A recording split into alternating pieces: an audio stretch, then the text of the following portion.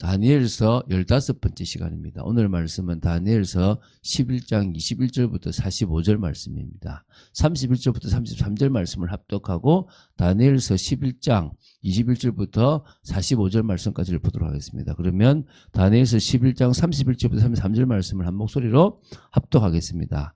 군대는 그의 편에 서서 성소 곧 견고한 곳을 더럽히며 매일 드리는 제사를 폐하며 멸망하게 하는 가증한 것을 세울 것이며 그가 또 언약을 배반하고 악행하는 자를 속임수로 타락시킬 것이나 오직 자기의 하나님을 아는 백성은 강하여 용맹을 떨치리라. 백성 중에 지혜로운 자들이 많은 사람을 가르칠 것이나 그들이 칼날과 불꽃과 사로잡힘과 약탈을 당하여 여러 날 동안 몰락하리라. 아멘. 다니엘서가 참 이렇게 이 묵시로서는 되게 중요한 묵시들이 있다는 것을 보게 됩니다. 특히 뭐 70일의 묵시도 그렇고요. 지금 이것도 이게 지금 사실 수전절과 관계에 있는 그런 절기거든요. 한번 좀 보겠습니다. 우리 다니엘 10장부터 12장은 바사 시대부터 세상 종말까지의 역사 전개 과정을 보여주면서도 특히 헬라 대국이 분열하여 등장하게 될 네 왕국 가운데 톨레미 왕국과 셀루쿠스 왕조 사이의 다툼, 또 그리고 세상 마지막 때에 출현할 적그리스도의 예표로서 안티오쿠스 에피파네스의 선민 탄압을 집중적으로 이렇게 강조하였어요. 예언하는 네 번째 묵시, 곧 히데겔 강가의 묵시라고 하는 부분입니다. 그 중에서 오늘 우리가 보게 될 다니엘서 11장 21절부터 45절은 히데겔 강가의 묵시의 본론 제3부입니다. 우리가 어제 1부, 2부를 했고요. 오늘 3부를 하는데 선민의 대핍박자 안티오쿠스 에피파네스의 행적에 대해서 이렇게 다룬 묵시라고 보시면 됩니다. 그래서 이게 상당히 정말 중요한 그런 이렇게 그런 어떤 또 부분이라고 보시면 되겠습니다. 자, 우리 21절입니다. 자, 우리 또 그의 왕위를 이을 자는 한 비천한 사람이라 이렇게 얘기 나오죠. 사실은 그 안티오쿠스 에피파네스는 시리아 쪽에 있는, 그래서 이게 아까 이게 그 말씀드렸던 것처럼 셀루쿠스 왕조라고 보시면 돼요. 근데 그 어쨌든 거기 그 왕조인데 그게 이제 시리아 쪽에 있거든요. 근데 그 사람이 어떤 사람이냐 그러면 비열한 성정을 가진 그런 소유자예요. 이 사람에 대한 예언인데 셀루쿠스 필로파테르의 왕위를 이을 자는 사실은 이 비천한 사람이 아니라 이 사람은 자격이 없어요. 근데 이 사람이 간계를 써서 왕위를 찬탈하죠. 그래서 그 사람이 바로 이 안티오쿠스 에피파네스라는 겁니다. 그래서 나라 영광을 그가 아니라 원래 조카였던 데메트리우스에게 갈 것이었는데 평안한 때를 타서 속임수로 나라를 빼앗아 버린 그런 일입니다. 그게 역사에는 좀 더 복잡하게 되어 있는데 굳이 다룰 필요가 없어서 간단히 다뤘고요. 이제 22절부터 24절까지는요. 22절 보면 넘치는 물 같은 군대라고 이렇게 표현되어 있는데 이것은 애굽 톨레미의 필로메토르의 군대를 가리키고 있고요. 그리고 동맹한 왕이라고 하는 것은 안티오쿠스 에피파네스의 후원으로 유대 자치 정부를 지금 이게 수반이 그 정부에 수반이 되어 있는 대제사장 오니아스를 가리킵니다. 그래서 안티오쿠스 에피파네스가 오니아스를 유대 이게 자치 정부의 수반으로 임명했지만 시리아가 아니라 애굽을 지지해 버린 거예요. 이거 항상 이스라엘은 뭔지 모르지만 자꾸 애굽을 의지하는 부분들이 나오거든요. 그래서 이제 결국은 이제 그 대상을 패버리고 대신 야손이라는 사람을 임명하게 되거든요. 그래서 이제 안티오쿠스 에피파네스는요, 애굽에 대하여 평화 정책을 추구하는 척하면서 관계를 써가지고 은밀하게 애굽의 땅을 점령해 나갔다는 겁니다. 그래서 처음에는 미약하게 시작했지만 점점 이제 넓은 지역을 다스리는 강한 왕이 되었거든요. 그래서 안티오쿠스 에피파네스는 속임수를 통해서 승리와 번영과 형통을 막 구가한 그런 거란 말입니다. 그런데 세상 마지막 때에도 결국은 속임수를 가지고 이 세력을 확장하는 적그리스도의 예표하고 똑같은 겁니다.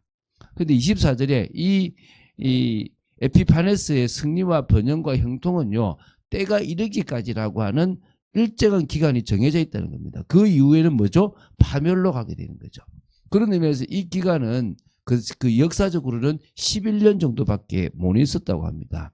그래서 결국은 진리는 영원하지만 거짓은 반드시 드러나게 돼 있다, 끝이 있다라는 부분을 강조하고 있습니다.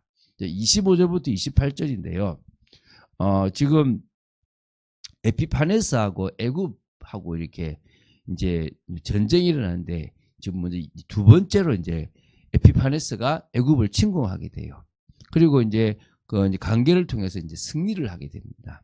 그때 이제 톨레미 6세를 사로잡아서 이제 이용해서 애굽을 장악할 계략을 꾸몄지만 그것이 실패라는 것을 이제 말해주고 있고요. 예언하고 있고, 그리고 결국 자신의 나라로 귀환하는 도중에 예루살렘으로 가서 첫 번째로 선민을 핍박하게 될 것이다라는 예언인 거예요. 그러니까 모세 율법을 훼손할 것이라는 예언이죠. 이게 지금 예언되어 있는 거예요. 이건 지금 역사적 사실처럼 보이지만 사실인데 이 시대는 지금 다니엘 시대니까 역사적 사실일 수가 없잖아요. 왜? 아직 일어나지 않은 일이니까 그냥 보고 있는 거예요. 근데 그걸 이렇게 지금 예언한 거예요. 이렇게 본토로 돌아갈 것이며 막 이런 이야기들을 그대로 하는 거예요. 그래서 26절에 그의 음식을 먹는 자들이 그를 멸하리니 그의 군대가 흩어질 것이요 많은 사람이 엎드려져 죽을 것이라 실패할 거다라는 결국은 이제 그런 얘기를 꾸민 겁니다. 자, 29절부터 35절인데요. 자, 이제 에피파네스는요, 세 번째로 또 애굽을 침공하게 됩니다. 이때 로마 군대가 이제 등장하게 돼서 실패하게 돼요.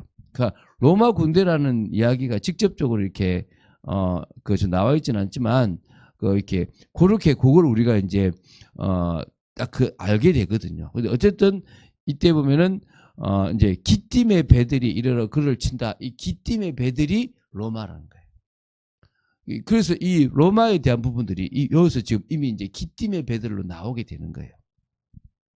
그때 귀환 도중에 두 번째로 선민을 핍박하고 성전을 모독하는 시간을 벌이게 될 거라는 거예요. 그리고 이에 대하여 일부 유대 의인들이 항거를 할 것임을 예언한 거예요. 그것까지 지금 이제 하는 겁니다. 그래서 이제 이걸 구약 외경 중에서 마카비서가 있는데요. 여러분 마카비서를 들어봤는지 모르겠지만 이때 이 에피파네스가 유대인 약 10만 명 가량을 학살하고 4만 명 가량을 노예로 팔았고요. 성전의 보물들을 약탈하고요. 할례와 제사와 안식일 제도를 폐하고 성소를 더럽혔다고 해요. 이렇게 이 말씀이 그렇게 성취가 되는 거죠. 그래서 30절 후반과 31절에 이 부분이 예언되어 있는데요. 이 에피파네스는 이전과 이후에 그 어떤 박해자보다도 더 극심하게 유대인들을 박해했는 겁니다. 그래서 33절에 보면요. 칼날, 붉고 사로잡힘, 약탈이라는 표현이 나오는데요. 결국은 어떻게 하냐 그러면요. 신앙을 지켰던 이들을 칼로 처형하고 화형대 위에서 죽이고 그리고 펄펄 끓는 기름가마 속에 던져 넣고요. 체포하여 노예로 팔아버리고 재산을 몰수하여 살 길을 이렇게 막아버리는 그런 일들을 계속 서슴지 않고 했단 말입니다. 그래서 이게 지금 앞으로 우리 믿음의 사람들에게도 이런 또 유대인에게도 이런 핍박이 또 있을 거라에 대한 예언으로 보시면 됩니다. 36절부터 39절인데요. 그러면 지금 이런 일들을 할 때 이 에피파네스는 교만이 망상이 막 꽉 있잖아요. 이제 자신을 신격화하게 돼요. 이제 그 신격화하게 될 거라는 건데 신격화했어요. 그래서 기존 신들을 무시하게 될 것이고 새로운 우상숭배의 체계를 만들어서 일시적으로 번영과 형통이 있을 것처럼 예언합니다. 적그리스도처럼 막 일어난다는 거예요.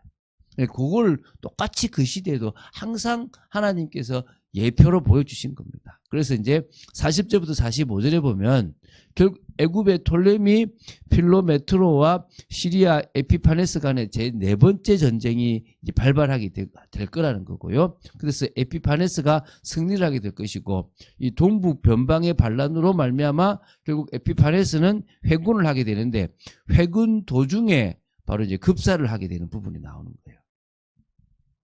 자, 그런데 여기서 지금 우리가 조금 이제 좀 정리해야 될 부분이 뭐냐면 이 에피파네스가 이 이스라엘을요 핍박하는 걸 하는데 첫 번째가 이제 1차 핍박인데 이건 역사적으로 있었던 거예요.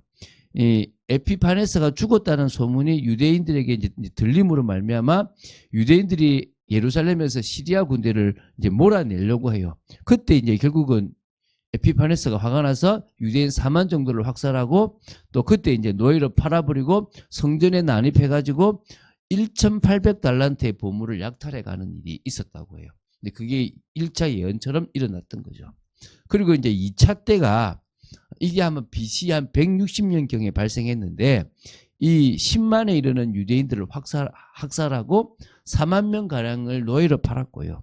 그리고 성전의 보물들을 약탈해 가고요. 할례, 제사, 안식일 제도를 아예 없애버렸어요. 그리고 이제 성소를 더럽혔는데요. 그래서 이때 이제 그 유명한 성전을 모독하는 일이 벌어져요. 뭐냐? 절대 세우면 안 되는 제우스 형상을 성소 그러니까 안에도 집어넣고요. 그리고 성전에 집어넣고 그리고 돼지고기 피를 바로 이제 뭐냐면은 가지고 제사를 지내도록 성소에 피를 뿌리게끔 한 겁니다. 얼마나 지금 돼지는 먹도 안 하잖아요.